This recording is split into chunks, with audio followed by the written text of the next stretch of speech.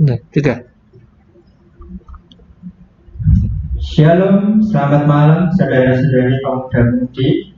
Kita mengucap syukur ya, Tuhan masih menyertai hari-hari kita dan kita bisa beribadah pada malam hari ini dan kita bisa mengingat akan kebaikan Tuhan di dalam kehidupan kita. Kita mau bersekutu pada malam hari ini. Kita mau memulai dengan lagu pertama, yaitu Seputih Bulu Domba.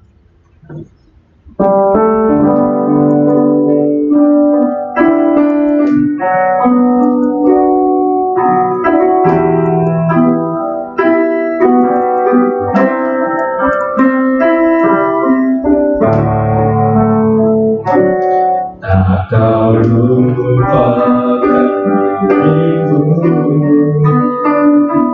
kau ingat ku adalah debuku, tetapi kau meninggikannya di hadapan malaikatmu.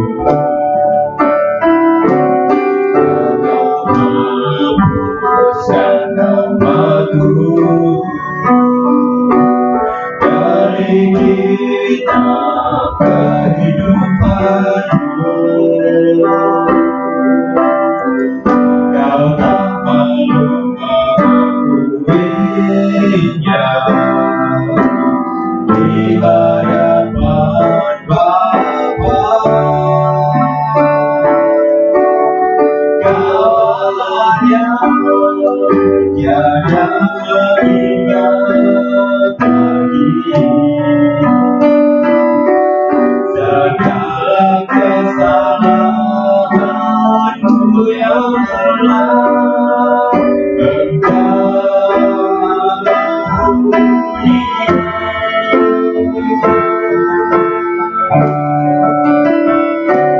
Kalau dosaku merah bagai kesumba, Engkau menjadikanku putih seputih bulu domba. Kita nyanyikan sekali.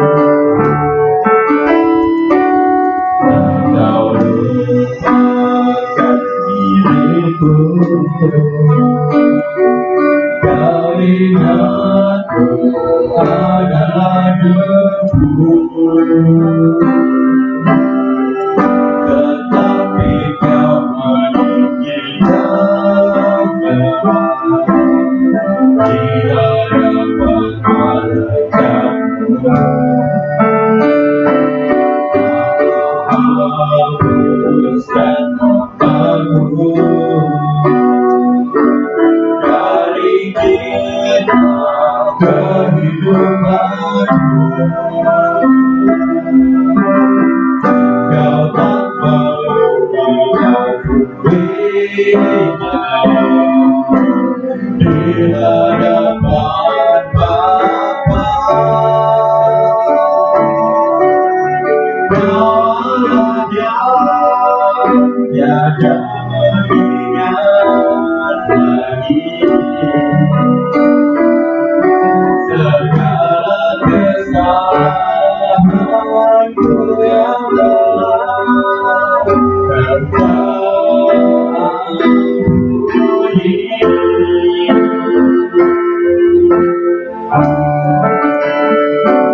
Walau dosaku merah bagai kesumba, Engkau menjadikanku putih seputih bulu domba.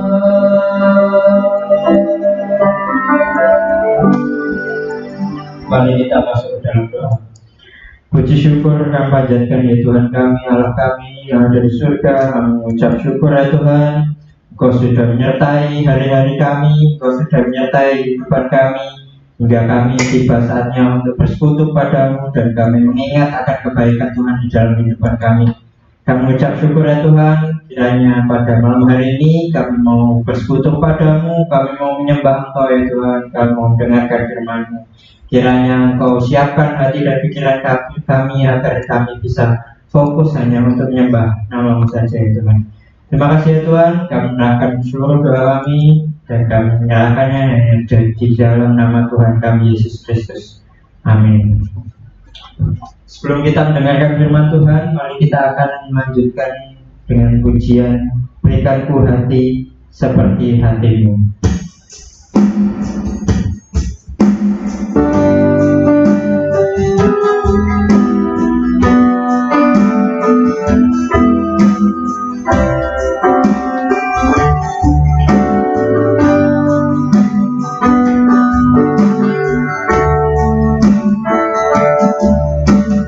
Berikanku hati seperti hatimu, penuh dengan belas kasihan.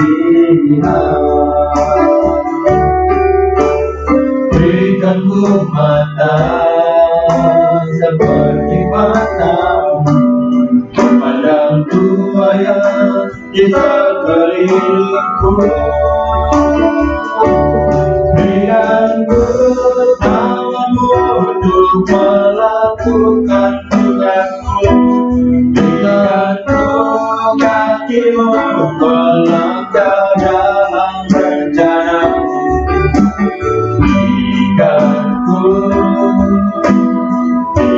hatimu.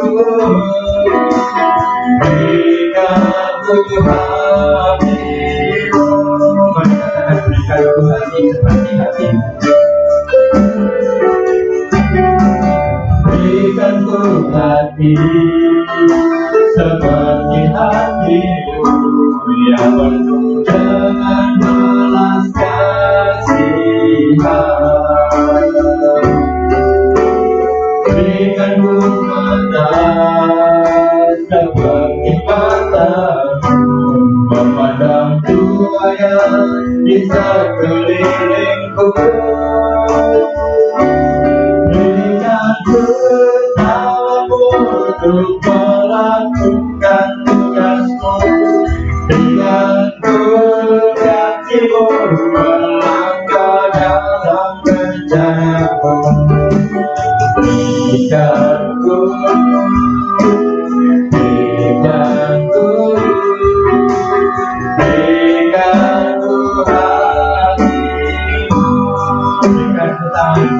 berikanku tanganmu untuk melakukan tugasmu, berikanku kakimu melangkah dalam rencanamu.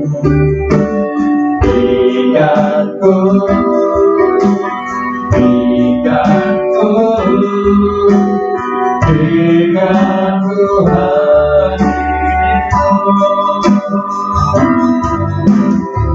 Mari kita siapkan hati, kita akan dengarkan firman Tuhan yang akan disampaikan oleh hamba-Nya. Waktu dan tempat akan saya serahkan kepada hamba-Nya untuk menyampaikan firman Tuhan.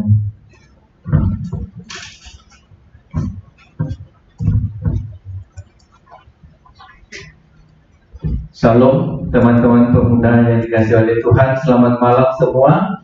Kita bersyukur ada kesempatan bagi kita kembali untuk bersekutu di hadapan-Nya. Karena itu mari kita siapkan hati kita berdoa. Bapa di surga, terima kasih untuk malam hari ini, anugerah yang begitu luar biasa bagi kami anak-anak-Mu, untuk kami dapat mengikuti persekutuan ini di hadapan-Mu. Tuhan, tolong kami agar sepanjang kami mengikuti persekutuan ini, sungguh Roh Kudus bekerja dan memimpin kami. Terpuji nama-Mu Bapa. Di dalam nama Tuhan Yesus kami berdoa. Amin. Saudara-saudara yang dikasihi oleh Tuhan, malam hari ini kita akan merenungkan satu tema, yaitu memilih kehidupan atau kematian. Ya, memilih kehidupan atau kematian. Kita akan membaca di dalam Ulangan pasalnya yang ke-30. Ulangan pasal 30 ayatnya yang ke-15 sampai ayatnya yang ke-20. Ulangan 30 ayat 15 sampai 20, demikian bunyi firman Tuhan. Ingatlah, aku menghadapkan kepadamu pada hari ini kehidupan dan keberuntungan, kematian dan kecelakaan. Karena pada hari ini aku memerintahkan kepadamu untuk mengasihi Tuhan Allahmu dengan hidup menurut jalan yang ditujukannya dan berpegang pada perintah, ketetapan dan peraturannya, supaya engkau hidup dan bertambah banyak dan diberkati oleh Tuhan Allahmu di negeri kemana engkau masuk untuk mendudukinya. Tetapi jika hatimu berpaling dan engkau tidak mau mendengar, bahkan engkau mau disesatkan untuk sujud menyembah kepada Allah lain dan beribadah kepadanya, maka aku memberitahukan kepadamu pada hari ini bahwa pastilah kamu akan binasa. Tidak akan lanjut umurmu di tanah kemana engkau pergi, menyeberangi sungai Yordan untuk mendudukinya. Aku memanggil langit dan bumi menjadi saksi terhadap kamu pada hari ini. Kepadamu kuperhadapkan kehidupan dan kematian, berkat dan kutuk. Pilihlah kehidupan, supaya engkau hidup baik, baik engkau maupun keturunanmu, dengan mengasihi Tuhan Allahmu, mendengarkan suaranya dan berpaut padanya. Sebab hal itu berarti hidupmu dan lanjut umurmu untuk tinggal di tanah yang dijanjikan Tuhan dengan sumpah kepada nenek moyangmu, yakni kepada Abraham, Ishak dan Yakub, untuk memberikannya kepada mereka. Nah, saudara-saudara dikasih oleh Tuhan, di ayatnya yang ke-19 tadi ya, kita diajarkan untuk hidup memilih, yang memilih mengasihi Tuhan, ya. Jadi saudaraku yang dikasih oleh Tuhan, luar biasa bagaimana umat Tuhan, khususnya Israel, dipelihara oleh Tuhan di dalam perjalanan hidup mereka. Tetapi perjalanan mereka ternyata tidak mulus begitu saja, sebab mereka seringkali melawan Tuhan. Mereka mengabaikan Tuhan. Dan hari ini firman Tuhan kita akan renungkan dengan satu tema, pilihlah kehidupan atau kematian. Nah, saudaraku yang dikasih oleh Tuhan, ketika kita bicara tentang kehidupan, maka sebenarnya kita tidak ada alasan untuk memilih. Karena apa? Kehidupan di dalam Kristus yang diberikan kepada kita itu adalah anugerah. Bahkan di saat kita tidak memilih untuk kehidupan pun, Allah sudah memilih kita untuk memberikan kita hidup. Karena saudara-saudaraku, kehidupan itu hanya ada di dalam Kristus Yesus, tidak ada di luar itu. Nah, karena itu memilih kehidupan di luar Yesus sama dengan kebodohan, ya, sama dengan memilih kematian. Karena sesungguhnya tidak ada satu kehidupan pun yang bisa ada kecuali di dalam Yesus Kristus. Nah, karena itu saudara-saudara dikasih oleh Tuhan, dari renungan ini sebetulnya mengingatkan kepada kita bahwa ketika kita mau hidup, ketika kita mau mengikut Kristus dan menikmati kehidupan di dalam Kristus, tidak ada pilihan lain.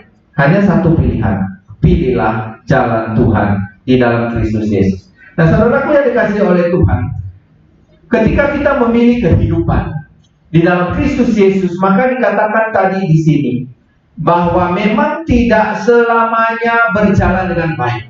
Ya, ketika kita hidup di dalam Tuhan, kadang-kadang ada sakit, ada sehat, ada kesuksesan, ada kegagalan, ada berkat dan ada kutuk, ada kehidupan dan ada kematian. Itu tidak bisa dielakkan karena kita sudah jatuh ke dalam dosa. Pasti setelah manusia sudah jatuh di dalam dosa, di sanalah mereka menghadapi penderitaan. Dan penderitaan itu sebagai akibat daripada dosa masih ada sampai hari ini. Nah, karena itu saudara-saudara, kita tidak bisa mengelak daripada kenyataan itu, tetapi melalui firman Tuhan ini kita diingatkan kembali bahwa kita sebagai anak-anak Tuhan harusnya memilih kehidupan. Dan kehidupan yang kita pilih hanya ada di dalam Kristus, tidak ada daripada yang lain. Nah, karena itu di dalam ayat yang ke-16 tadi dikatakan, karena pada hari ini aku memerintahkan kepadamu untuk mengasihi Tuhan Allahmu dengan hidup menurut jalan yang ditujukannya dan berpegang pada perintah, ketetapan dan peraturannya. Nah, saudaraku yang dikasih oleh Tuhan, Ini merupakan sebuah perintah kepada umat Israel. Kita tahu bahwa umat Israel adalah orang yang begitu tegar tengkuk. Mereka sudah begitu banyak mengalami berkat Tuhan, tetapi seringkali juga mereka melawan Tuhan. Nah, saudara-saudara dikasih oleh Tuhan, dalam konteks inilah Musa memberikan sebuah ketegasan kepada mereka bahwa jika kamu mau memilih hidup, maka kamu harus mengasihi Tuhan, kamu harus menuruti perintah Tuhan. Tetapi jika kamu memilih di luar daripada kehidupan itu, maka kamu yang akan binasa, begitu ya. Jadi hanya ada dua, saudara-saudara, dan tentu harusnya kita tidak memilih kematian, bukan? Pada prinsipnya semua manusia ingin hidup, ingin sukses, ingin mengalami berkat Tuhan. Tetapi seringkali kita melakukan hal-hal yang tidak berkenan kepada Tuhan. Di sisi lain kita mau berkat, di sisi lain kita mau sukses, di sisi lain kita mau kehidupan, tapi di sisi lain kita melakukan perbuatan yang tidak berkenan kepada Tuhan. Ini kan sebuah kontradiksi yang tidak bisa membawa kita pada kebaikan. Ya, ketika kita memilih apa yang tidak baik, maka buahnya kebinasaan. Ya, tetapi ketika kita memilih apa yang baik di dalam Tuhan, maka buahnya akan membawa kita, memimpin kita kepada kehidupan. Nah, karena itu saudara-saudara, ketika kita memilih kehidupan, maka mau tidak mau adalah sebuah keharusan bagi kita. Kita harus mengasihi Tuhan. Ya, saudaraku, ini bukan sebuah pemaksaan, ya, tetapi ini adalah sebuah gambaran bahwa anak Tuhan, orang percaya kepada Tuhan, harus dapat mewujudkan dalam hidupnya sebuah kasih kepada Tuhan. Ya, jadi buah daripada kehidupan di dalam Tuhan itu adalah kasih yang akan terbangun antara kita dan Tuhan dan juga kepada sesama. Dan yang ditekankan di sini adalah kasih kepada Allah. Jika engkau mau hidup, maka kasihilah Tuhan Allahmu dengan segenap hatimu. Engkau harus mengasihi Tuhan. Saudaraku, memang di dalam kita mengasihi Tuhan, ya, kita harus memikirkan sebuah totalitas, gitu ya. Sama halnya ketika kita mau bekerja di sebuah perusahaan misalnya, maka tanpa dedikasi yang baik, tanpa sikap yang baik, maka kemungkinan kita tidak akan lama di sana, gitu ya. Tetapi seringkali saudara-saudara, kita mencoba maksimal di tempat pekerjaan kita hanya dengan satu tujuan, supaya saya bisa bertahan, supaya saya bisa dapat naik pangkat, supaya dapat gaji lebih besar dan lain sebagainya. Sehingga banyak orang yang akhirnya menjadi pekerja keras, bahkan tidak kenal lelah, tidak kenal waktu, demi mendapatkan sesuatu imbalan dari apa yang dikerjakan. Tetapi bagaimana dengan Tuhan? Adakah kita juga melakukan seperti itu kepada Tuhan, tak kenal lelah untuk melayani Dia? Saudara, begitu banyak orang yang akhirnya berhenti melayani, bahkan mengurangi jam pelayanan mereka. Karena apa? Mereka merasa bahwa tidak mendapatkan apa-apa. Bahkan yang semakin merugikan mereka, rugi waktu, rugi tenaga, rugi materi, dan lain sebagainya. Saudaraku yang dikasih oleh Tuhan, tanpa memahami esensi daripada anugerah Allah, maka kita akan salah memilih. Kita berpikir bahwa melayani Tuhan jauh lebih memiskinkan daripada melakukan pekerjaan sekuler. Kita berharap bahwa yang lebih menjanjikan itu adalah pekerjaan di dunia sekuler daripada melayani Tuhan. Padahal kita tahu, saudara, baik kesuksesan di dunia sekuler pun itu berasal dari Tuhan. Hanya ada satu sumber, adalah Tuhan. Nah, karena itu saudara-saudara, mengasihi Tuhan itu bukan karena didorong oleh sesuatu yang kita dapatkan dari itu, tetapi didorong oleh apa? Kesadaran kita pada anugerah Tuhan. Saudaraku yang dikasih oleh Tuhan, sesungguhnya ketika kita melayani Tuhan, yang kita cari bukan kehidupan, ya. Karena apa? Kehidupan sudah diberikan oleh Allah bahkan jauh sebelum kita mengenal kehidupan itu. Ya, ingat ini baik-baik, bahwa melayani Tuhan bukan lagi untuk mencari sesuatu untuk hidup kita, tetapi justru kita mensyukuri karena sebelum kita melayani Dia, bahkan sebelum kita sadar akan kehidupan, Allah telah beranugerah, telah memberikan kita kehidupan itu sendiri. gratis tanpa harus bayar. Dan harganya saudara-saudara tidak bisa dibayar dengan apapun. Darah Yesus yang begitu mahal menjadi bayaran terhadap dosa kita, hingga akhirnya kita beroleh kehidupan. Nah, karena itu saudara-saudara, ketika kita diminta untuk mengasihi Tuhan, harusnya itu bukan sebuah keterpaksaan dan bukan juga suatu pilihan di mana kita boleh mengasihi atau tidak boleh mengasihi. Karena sudah jelas di dalam firman Tuhan tadi bahwa ketika kita tidak lagi mencari kehidupan di dalam Kristus, tidak mengasihi Allah dengan sungguh-sungguh, maka yang ada adalah kebinasaan. Ya, dan tentu saya dan saudara tidak akan memilih binasa, walaupun pada akhirnya kita juga akan binasa. Karena apa? Kita tidak menerima anugerah itu. Maka setiap kita yang sudah menerima anugerah yang disebut sebagai anak-anak Allah ini, mari kita menghargai anugerah itu dengan cara apa? Kita mengasihi Tuhan dengan segenap hati kita, tanpa ada paksaan, tanpa harus disuruh. Nah, saudaraku yang dikasihi oleh Tuhan, banyak di antara kita yang begitu getolnya mengasihi Tuhan, ya sepertinya mengasihi Tuhan karena ada maunya. Misalnya ketika kita belum mendapatkan pekerjaan, ketika kita belum mendapatkan jodoh, ketika kita belum sukses, kemudian kita sungguh-sungguh berdoa, rajin pelayanan. Tetapi kadang-kadang saudara, setelah kita dapat apa yang kita kumpulkan, kadang-kadang kita melupakan Tuhan, bukan. Nah, ini bukan buah daripada kehidupan dari anak-anak Tuhan. Ya, kehidupan anak-anak Tuhan pasti akan menghasilkan buah, yaitu kasih kepada Allah. Itu secara otomatis. Karena apa? Bukan karena dia diberkati, tetapi karena dia sadar bahwa anugerah Tuhan begitu besar dalam hidupnya. Maka dia didorong, digerakkan oleh anugerah itu untuk mengasihi Tuhan, baik di saat dia sukses maupun di saat mengalami kegagalan, di saat dia sakit maupun di saat dia mengalami kesehatan. Nah, saudaraku yang dikasihi oleh Tuhan, kita harus sadari hal ini. Jangan sampai kita menghabiskan waktu kita dengan luar biasanya, dengan kerja kerasnya untuk hal-hal yang dunia, tetapi sebaliknya untuk Tuhan kita tidak bisa menyisihkan waktu sedikit pun. Kadang-kadang kita hanya berikan sisa-sisa saja. Setelah kita sudah sakit, kita baru ingin melayani Tuhan. Tetapi sebelumnya, ketika kita masih sehat, ketika kita masih kuat, kita habiskan untuk apa yang kita inginkan. Saudaraku, hati-hati.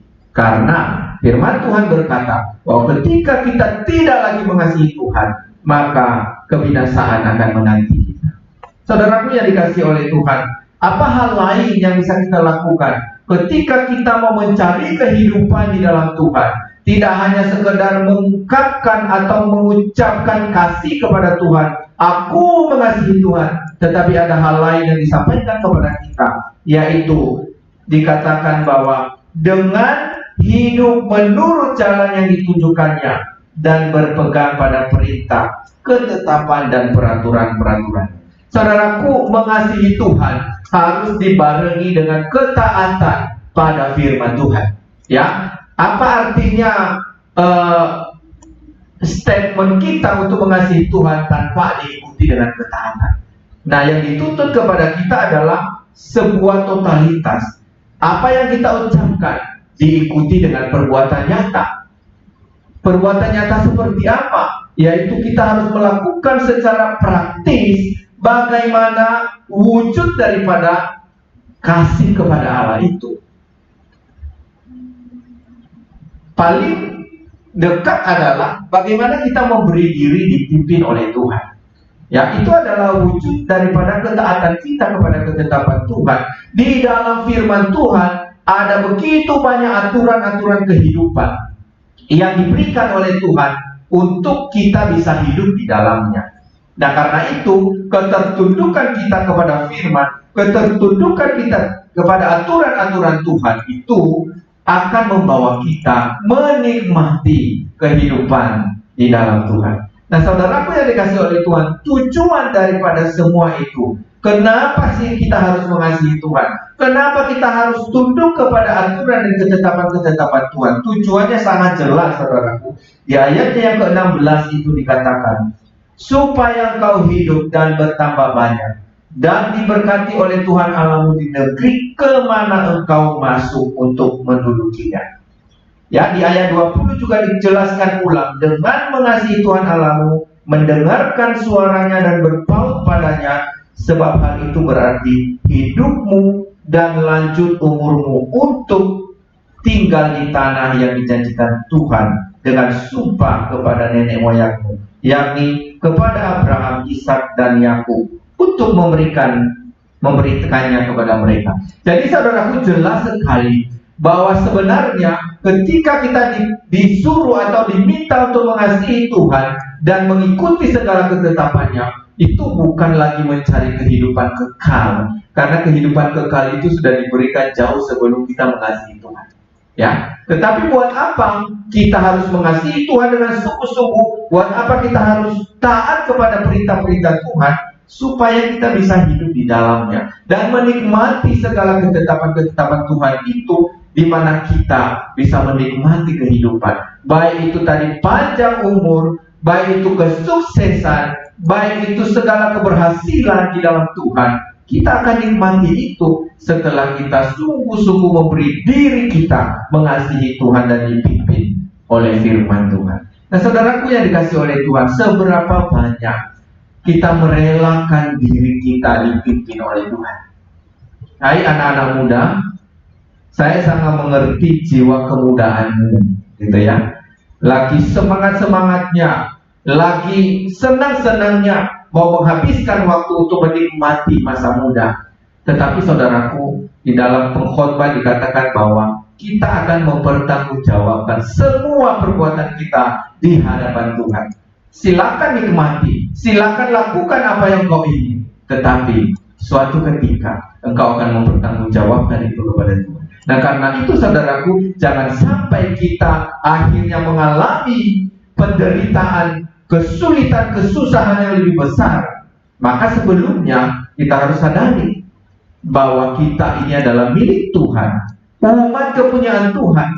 Apa yang harus kita lakukan? Ya, kasihi Tuhan, taat pada perintah-perintahnya, tunduk kepada seluruh firman-Nya yang sudah Dia sampaikan kepada kita di dalam Alkitab ini, saudara. Dengan demikian kita bisa menikmati kehidupan di dalam Tuhan. Saudaraku, memang ukuran berkat Tuhan itu tidak selamanya diukur dari banyaknya materi. Banyak orang yang gagal dalam hari ini. Mereka merasa bahwa mereka baik-baik aja, sehat-sehat, sukses dalam pekerjaan. Itu adalah bukti bahwa mereka mengasihi Tuhan. Tetapi seringkali saudara-saudara, justru itu yang akan meninabobokan kita sampai akhirnya kita lupa bahwa kita sudah terlalu jauh dari Tuhan. Nah, karena itu kesuksesan berkat Tuhan itu tidak diukur dari seberapa banyak yang kau punya, tetapi berkat Tuhan diukur dari apa? Seberapa besar kekuatanmu untuk tetap mengasihi Tuhan dan taat pada firman Tuhan di dalam suka maupun duka, di dalam senang ataupun di dalam susah, di dalam sukses ataupun di dalam kegagalan.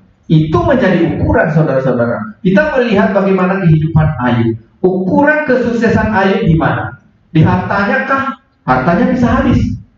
Tetapi ukuran kesuksesan daripada Ayub adalah ketaatannya kepada Tuhan, di mana Allah melengkapi dia dengan segala kekuatan, sehingga sekalipun istrinya dan teman-temannya menghina dia dan mengajak dia untuk meninggalkan Tuhan, dia tetap memiliki kekuatan dari Tuhan untuk setia kepada Tuhan. Itulah yang disebut dengan kesuksesan yang sejati.